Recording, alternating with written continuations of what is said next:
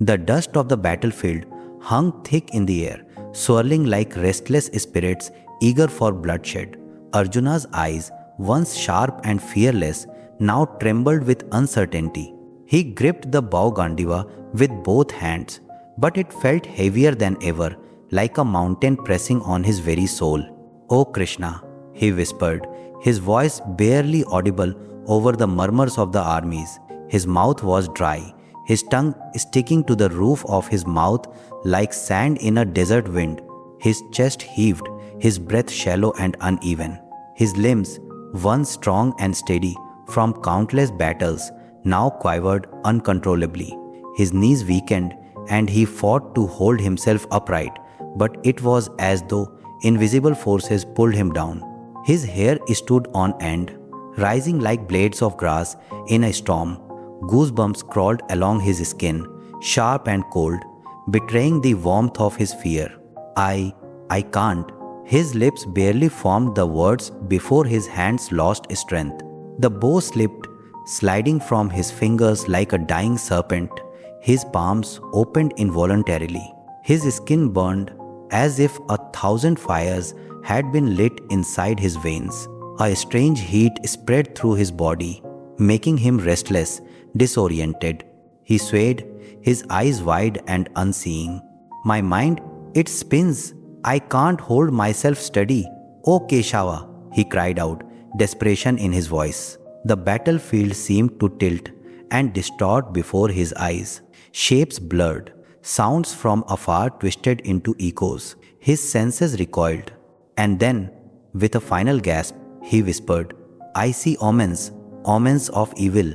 The world around him, once defined by sharp edges and roaring cries, dissolved into shadows and fear.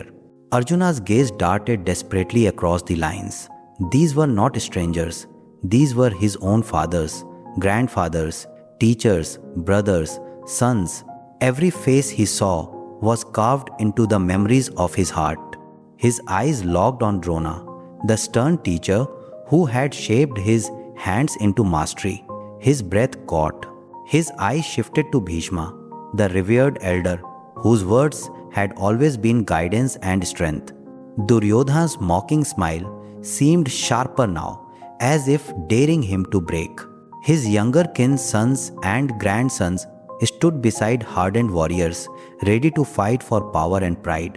A wave of grief and disbelief crashed over him. "These are my people, my own," his lips barely whispered, repeating the words in disbelief. The egotistic thought struck him like a spear. "How can I harm them? How can I raise my weapon against those I love?" A dull ache spread from his heart outward, seeping into his muscles, his bones. His hands slackened further. The battlefield, once a place of purpose and glory, became a torment of relationships turned against one another. His eyes, wide with shock, blinked helplessly. "I see only omens of disaster," he murmured, voice breaking with sorrow. The strange heat in Arjuna's body intensified. His skin, flushed and burning, seemed alien to him. It was as if his own flesh had turned against him. His head drooped. He ran his fingers through his hair as though trying to ground himself, but only felt the tiny spikes of fear rising at his scalp. Why is this happening to me?" he cried, his lips quivering. The bow lay forgotten, half slid from his grip, forgotten in the dust.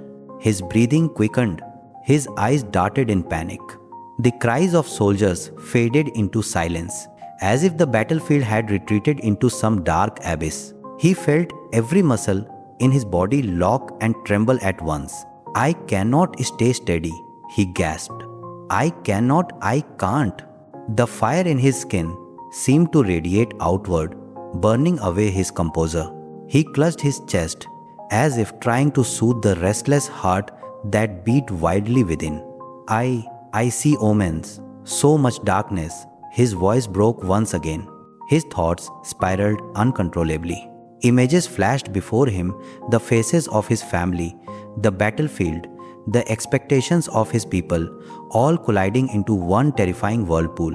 His mind seemed to lose all form and structure. "What am I doing?" he whispered, his eyes unfocused. My strength, it's useless. His hands shook violently as he tried to steady himself. He turned his head toward Krishna, eyes desperate for answers. I've fought countless battles before. I've defeated warriors far fiercer than this. Why? Why is my courage failing now? His voice cracked like dry twigs breaking in a fire. His knees buckled. The shame of weakness struck him harder than any arrow. I am losing myself. He felt stripped of power, purpose, and resolve. For the first time, his mind was no longer guided by the clarity of strategy and training, but clouded by emotion, attachment, and helplessness. His thoughts now circled one painful theme: my people, my family, mine to protect, mine to honor. How can I kill them? He whispered, tears welling in his eyes. His hands clutched at the reins uselessly. My sons, my teachers, my brothers, my friends. He spoke each word like a prayer, desperate to cling to love. The idea of duty seemed meaningless against the powerful force of attachment. His ego, I, me, mine, consumed his reasoning. The war that was supposed to be fought for righteousness now seemed like a betrayal of everything he cherished. His body shook violently, his muscles weakened, his skin burning, his breath ragged. Why can't I fight for Dharma? He cried aloud, frustrated and broken. I only see my people. Tears spilled down his cheeks freely now, no longer restrained by effort. The battlefield, once a grand stage of honor and glory, had become a nightmare of helpless love and fear. Arjuna's eyes met Krishna's. There, in the calm gaze of his charioteer, he saw neither judgment nor impatience, only deep compassion. The turmoil within him began to tremble in front of Krishna's quiet strength. With a broken voice, he cried, "O Keshava, I am falling apart. My limbs fail me. My mouth is dry. My skin is on fire. I cannot stay steady. I see nothing but omens of destruction." His face was pale, streaked with tears. His lips quivered. His eyes pleaded, I do not understand. Please help me." His voice, once commanding on the battlefield, now resembled the call of a desperate child seeking shelter from a storm. Krishna remained silent, his eyes shining with empathy. He waited not to speak, but to let Arjuna empty himself fully. In that silence, a new space opened in Arjuna's heart. The battle outside would rage on, but the deeper battle between fear and knowledge had just begun.